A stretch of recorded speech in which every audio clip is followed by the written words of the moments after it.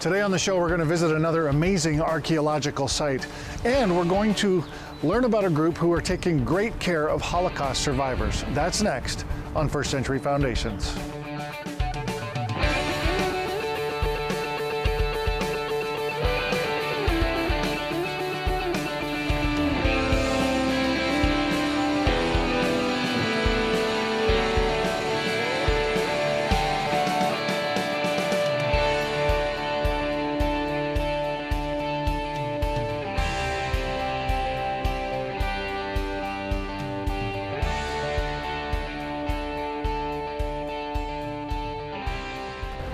Today on the show, our friend Isaac Karasenti is taking us to an ancient ruin, the ancient ruins of the city of Sucia.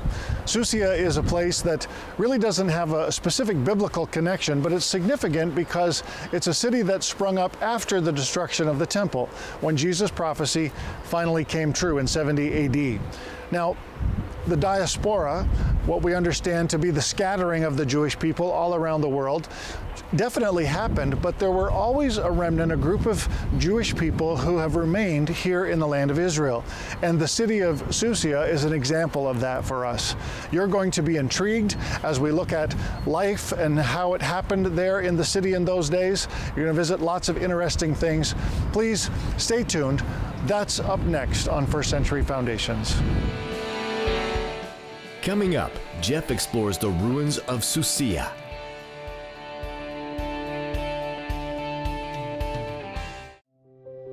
First Century Foundations is committed to helping those in need in the land of Israel. And this is possible because of people like you. Your donations are helping the Jerusalem Institute of Justice, who provide for some of the most vulnerable in the land. One such group are the aging Holocaust survivors, spending time through activities and caring for their needs for food and medication.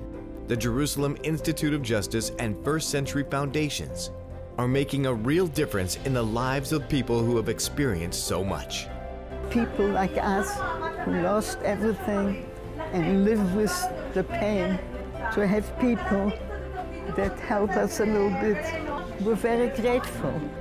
Call or write today and receive the free Israel Prayer Watch to keep up to date with all that is happening with these ministries in Israel, and become a partner for just $30 a month or more. Your gifts make a difference. Call today.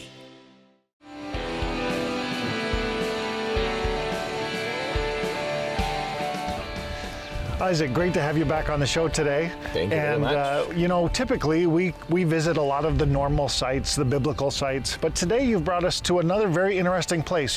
On this trip, you're sort of bringing us to all these new places. What's the deal with where we're at today? So, welcome to Sucia, a big Jewish town from the time of the Mishnah and the Talmud. Right now we're in the southern side of the Judean mountains. Okay. And especially after the destruction of the Second Temple, 70 AD, after the end of Barchoba revolt, 135 AD, when the Romans did not allow the Jews to live anymore in a radius of 25 miles around Jerusalem, many Jews left this country. However, some decided not to leave this country, so they moved all the way down here to the southern part of the Judean mountains, and here at the end of the second, beginning of the 3rd century AD, they established a big Jewish city called Sucia. So this history of Jerusalem being a contentious place goes way back further than we know. Exactly. Exactly. Exactly. Okay, so these were essentially refugees. They were running from for Jerusalem, their... yes. Okay. Yeah, they said, okay, we cannot be in Jerusalem anymore, right, but we don't want to go too far away from Jerusalem. Okay. And they settled down here, established a new city called Sucia. By the way, Sucia means horse, because if you take a look straight ahead, you see this hill. Okay. Use your imagination, it looks like a back of a horse. Oh yeah, I can see that. I'm convinced. Yeah. So we're gonna walk together through the city. You're gonna tell us a little bit about the history as we go. Yes. Fantastic. Let's go. I'll follow you. Thank you. Okay, so Isaac, we're now coming inside of the confines of the city. Absolutely. What are we going to see first here? Now, over here we can see a few things. Number one, we know that Sucia didn't have any city wall. Okay. Because the back of the houses functioned as the city hall. Now, over here, you can see many houses, private houses. Every house belonged to another different private family. Okay. One house next door to the another. And as you can see, the back of the houses functioned as the city wall. So they're all kind of joined, like we have townhouses back home. Exactly. And the outside wall is the fortifying wall, essentially, for the city. Exactly. Okay. And you see there is no space between the houses in order to fortify this wall. Now here, what do we see? We can see the entrance into one of the private houses. And according to what we see here, we can tell that the Jewish community that lived here, we are talking about very religious people. One of the things that support the theory is what we see here. Over here, my very dear friend Jeff, you can see these holes. Yes. These holes are for the Mezuzah, the doorpost in English. Ah. You know, every time when you enter a Jewish place, no matter, it can be a private house, can be a synagogue, can be a hotel, as long as the place is Jewish, always at the main entrance on the right-hand side, you will see the Mezuzah, the doorpost, with the words from Deuteronomy 11, the prayer of Shema Israel. Yes. Because it says, write these words that I commanded you at the entrances to your houses. Yes. So over here, we can see the place for the Mezuzah. Wow. That's how we know it was a very religious community. Yeah, because many of these houses, you can see these holes for the Mezuzah. Right. Another thing, you can see this stone. Now, this stone functioned as a lintel. This stone originally was here. Over top of the door. Over top, exactly. Okay. Okay. So you had to go under this stone. And over here, we can see the engravings of two menorahs. Candelabrum. Over here, we can see menorah number 1. Yes. And over here, we can see the second menorah. The candelabrum with the 7 branches, which is the most ancient Jewish symbol in the world. So another important Jewish motive that we can see almost at the entrance to every house here in Sucia. Now, Isaac, this structure that we're coming up to now, very large, very impressive, and it really does seem to stand out from everything else around us. So what is it that we're looking at here? Now, over here, we have the Synagogue of Sucia. Okay. This is one of the biggest synagogues ever found in the whole Judean region. Wow. This synagogue is dated back in time to the late 4th century AD. Now, remember that the Jewish law in those days said that on top of every Jewish city, town, or even a village, the biggest building that the people had to build had to be the house of the synagogue. And he said that the community here, we are talking about very religious Jewish people that followed and obeyed the law. So they made the synagogue to be above the town. Right. You see the level of the town, the level of the streets and the ordinary houses. You see the level of the synagogue. It was built above the town, and this was the biggest building in town. Now, so this is very important, especially for religious Jews, because this is now after the destruction of the Second Temple. So remind me a little bit about why it's so important. I think I know, but I want you to tell the people at home. Remember, during the time of the Second Temple, the Jews, 3 times a year, time of the high holidays, used to go to Jerusalem to worship in the one and only house of the Lord, the temple in Jerusalem. Right. After the destruction of the temple, no more temple. The Romans did not allow them to build a new temple. They did not allow them even to approach Jerusalem. Judaism was in a big crisis. So, 2nd century AD, we learn about Rabbi Yehuda Hanassi, the leader of the Sanhedrin. He came to the Jews and said, this is a new reality, and we have to get used to this new reality. So here is what we have to do. He said to them, from now on, this is what I want you to do. In the center of every Jewish city, town, village, or even a neighborhood, you have to build synagogues. You are going to decorate the synagogue in a special way that will always remind you the temple in Jerusalem. Right. So when you come to pray inside the synagogue, this will remind you how in the past we used to go and to pray in the temple in Jerusalem. Right. So since then, everywhere, the Jews started to build synagogues and decorated them in a special way that reminded them the temple in Jerusalem. So the synagogue was no longer just a place for public reading of the Torah or a place for community-type government. It now was the center of worship for the Jewish people. Center of worship to the Jewish people, absolutely, yes. It also functioned as a city hall, right, as the house of the parliament. Yep. All of the votes, all of the decisions were made in the synagogue. Great. Oh, that's good. Let's go inside. Let's go inside and take a look, please. Well, my very dear friend Jeff, welcome to the synagogue. Now, a few more words about the architecture of this building. Remember that the architecture of this building is the architecture of a basilica. Right. When you say basilica, we mean to say that in front of the building, we have a bigger courtyard. You see this courtyard? Right. Now, when we talk about a basilica, we mean to say that the building always must have 3 entrances. Soon, we are going to see those 3 entrances. Okay. Another important thing, you see that the whole orientation of the building is west. Right. You enter from the east, but always you face west. Why is that?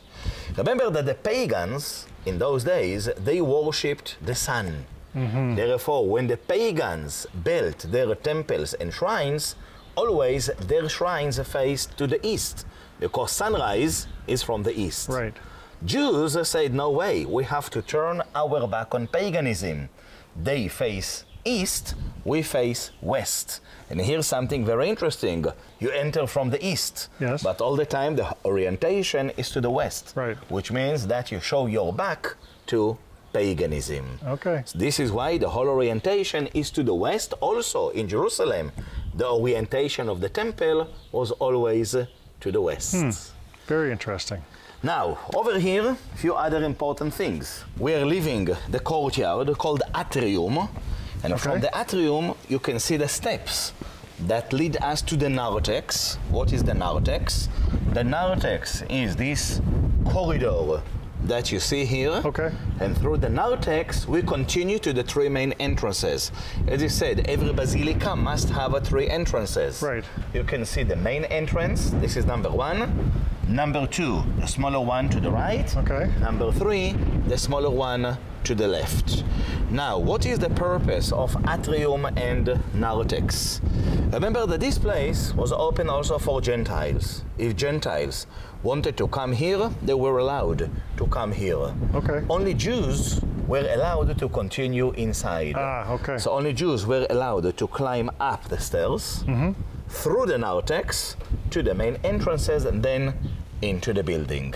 Now, let's go inside, please. Okay. We are approaching the northern side of the synagogue. Okay. And again, as we said, we have to face Jerusalem. Jerusalem is north from here. This is the northern wall. Okay. So over here, we can see a few important things. Number 1, we can see the original stairs. This is late 4th century AD. Wow. That led to the original Holy Ark.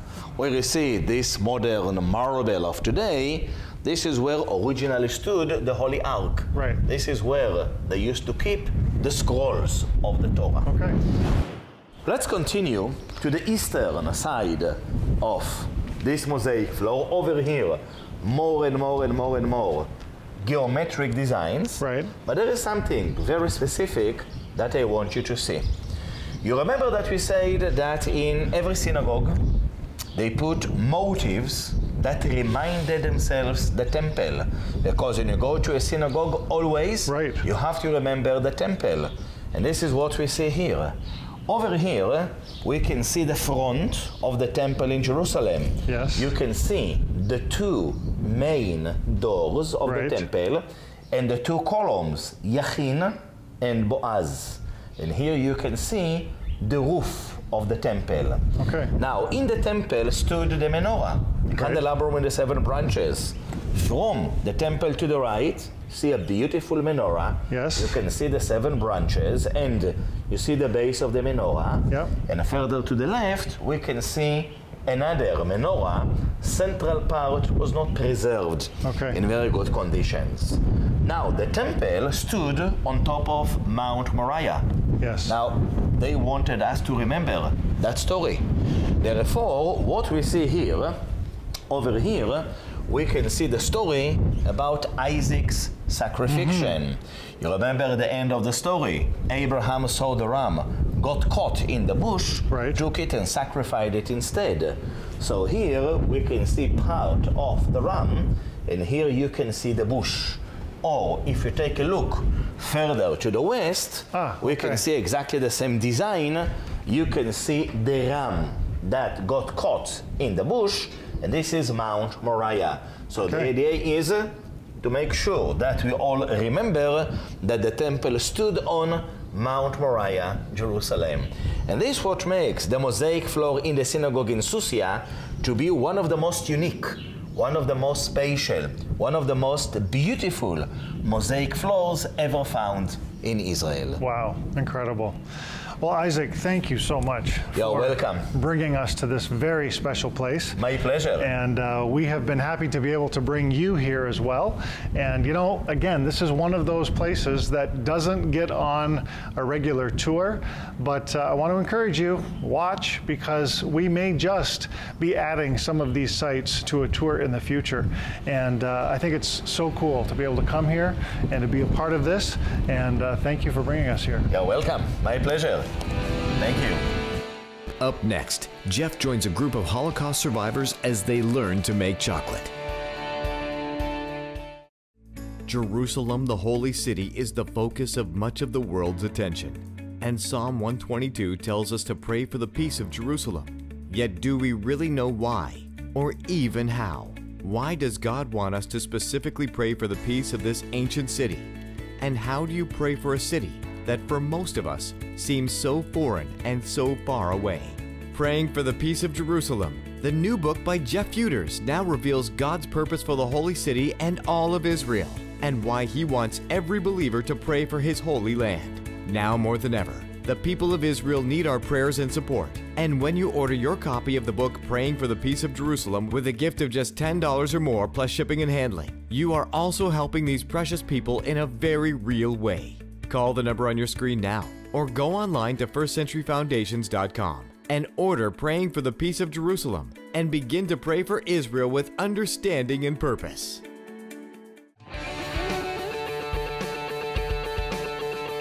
Hey, we are here. This is a very unique occasion here in the city of Jerusalem, and we'll tell you a little bit more about that, but I'm here with Flavia Sevald from JIJ, the Jerusalem Institute of Justice. Flavia, welcome to the show. Thank you so much, Jeff. It's a pleasure to be here. It's great to have you with us, and we love so much that we are able to partner with this incredible organization. Tell us a little bit about what it is that you do, and then we're going to talk about the event that's happening here behind us. Thank you. So we love to help people as a human rights organization in Israel that is dedicated to advance society and help people in the land. It's a pleasure for us to, as part of what we do, also have the opportunity to serve the population of Holocaust survivors in Israel, which are around 150,000, 180,000, and their average age is 88. So we won't have a long time with them to be with them and celebrate with them. So what we do is do special events and giving them goods and fun activities, and thanks to First Century Foundation, we can do that in monthly activities. Well, it's a pleasure for us to be able to be involved and to be able to partner with you on these incredible events. And I am so excited about all of the work that you are able to do, especially the advocacy work here in the land. I know that you're able to help even some of the Holocaust survivors in the legal realm with their disputes with the government, making sure that they're getting the assistance that they need. And I just think that's so phenomenal. We are able to help as a Canadian charity with a lot of the humanitarian aid that you do here in the land. And I just think this event that's happening behind us is so cool. Just a way for the Holocaust survivors to be able to get out, to go somewhere other than either their home or the hall where they meet or the synagogue. This is a place for them to come and enjoy themselves. And today we're at a chocolate factory. Tell us a little bit about the event and what everybody's doing. Well, I like chocolate personally. Most people do. I mean, imagine bringing my grandmother or your grandmother to a chocolate factory and helping them make chocolate, pralines and so on. So this is in the heart of the industrial area in Jerusalem. So we have the opportunity to bring 34 Holocaust survivors, a group that is part of the Jerusalem Social Services, and give them an experience that you and me would like to have. And making chocolate, learning about chocolate, enjoying chocolate, you know, munching on chocolate. Yeah, we're going to get to do that, right? Yes, all right, absolutely. I'm excited about that. I want to circle back around and talk about the lone soldiers, because I know that JIJ does a lot of work with lone soldiers and that we have been able to engage with some of that side of the humanitarian aid as well. Talk to us a little bit about what that looks like. So the same as we try to make a family environment for the Holocaust survivors, we want to do with lone soldiers. Because why are they called lone soldiers? Because they have no families to back them up when they come the weekends home from the army. And here in Israel, soldiers are very important. Lone soldiers are always needing the backup of society, because even though the army takes care of them, when you come home you're alone, you don't always have enough money, you want to buy clothes, you want to have food, but you want to do events that bring you into society. So that's why we have fun events or national holidays event with lone soldiers. Where and just to clarify, these are people that come from other Jewish people who come from other countries to serve in the IDF, or people from Israel here who have no family and no connections. And so, especially the ones who come from, you know, the U.S. and other parts of the world, when they have a break, a weekend off, or there is a holiday, they go away from their companies in the army, and they are all on their own, right? Yes. Yeah. So this is critical. You know, bringing them together in events where other people are, that they can feel a sense of home and a sense of family, and be able to celebrate well those holidays, because it would be really awfully boring and lonely for them to have to do that on their own. Very lonely, and it's a way for them also to find other people in the same situation, other soldiers, and create contact and friendships and new relationships that will help them all through life. Part of the work that we do is legal work. So we are a legal and research organization. So when a Holocaust survivor comes and say, well, my pension got reduced, or I'm not getting all my rights, and I have that I need to live my life with dignity. So that's where we come in and try to help. You know, legal work sounds dry, but sometimes legal work changes lives as well. That's right. And if you have a pension that is 1,500 Canadian dollars, and if you add to that, which is not enough even to pay the rent here in Jerusalem, that's right. If you add to that another 1,000 Canadian dollars, that will make a whole difference in your life. Absolutely. So getting involved even in the legal arena is so important, as well as the humanitarian work that we do. And the humanitarian work puts you in contact with these individuals who need the help. And so that is a great sort of tie-in to all that we are able to do and help with at First Century Foundations. Fantastic. Flavia, thank you so much for being on the show today. Yeah, thank you, And Jeff. God bless you for the work, the very important work that you are doing here in the land of Israel. And we want you to stay with us. Don't go away. We'll be right back after this. We hope you enjoyed this episode of First Century Foundations with Jeff Feuders. This season is packed with amazing visits with people and places rarely shown on television. And now, for the first time, First Century Foundations is releasing extended cuts from the series with previously unseen footage. In this first DVD of extended cuts, you can now see Jeff's entire visit with Dr. Garth Gilmore to the ancient site of Tel Hazor. This incredible site sheds new light on the conquests of the Israelites as they entered the Promised Land under Joshua. You will also see the full edit of Jeff and desert tour guide Arthur Dumash as they explore the Negev desert and the abundant plant life that helps to further illustrate the biblical account of the Israelites and just how amazing God is. Call or write today to order your copy of this first Extended Cuts DVD for a gift of $20 or more plus shipping and handling. And be sure to keep watching First Century Foundations.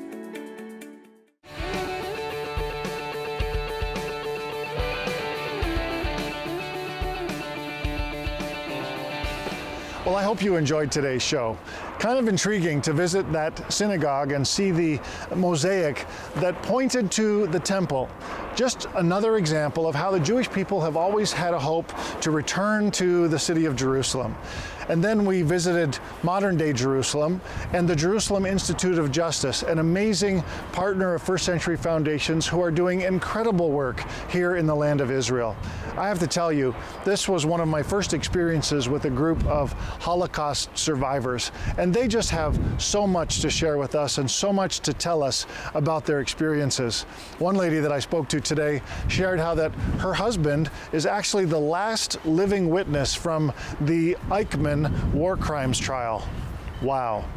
But more than even that, what a great thing to be able to see how that this group, JIJ, is reaching out to help Holocaust survivors get through their lives. You know, most of the time they sit at home. The only time they get out is when they go and visit with their families. And those who don't have families, often the only opportunity they get to get out and do anything like we saw today is when another group like JIJ would come and plan an event for them. I was a little bit hungry watching them work on their chocolate and make all of those little treats, but it was amazing to see the joy on their faces and to know that JIJ is making a difference in the lives of Holocaust survivors. I have to tell you that that means you're making a difference as well, because you support First Century Foundations, because you engage with us, you participate with us, you pray for these ministries that are doing this incredible work. You are actually partnering with groups like JIJ to touch and change the hearts and lives of those who are Holocaust survivors. So, thank you. Thank you for partnering with us. Thank you for your prayers and your faithful financial support. God bless you. We'll see you next time on First Century Foundations. Thank you for watching. To learn more about this program and the ministries in Israel that we help, or to receive the Israel Prayer Watch, call the number on the screen or visit us online at firstcenturyfoundations.com. And to keep up to date on all that we're doing, you can follow us on Facebook and Instagram. Join Jeff Feuders again in Israel next week on First Century Foundations.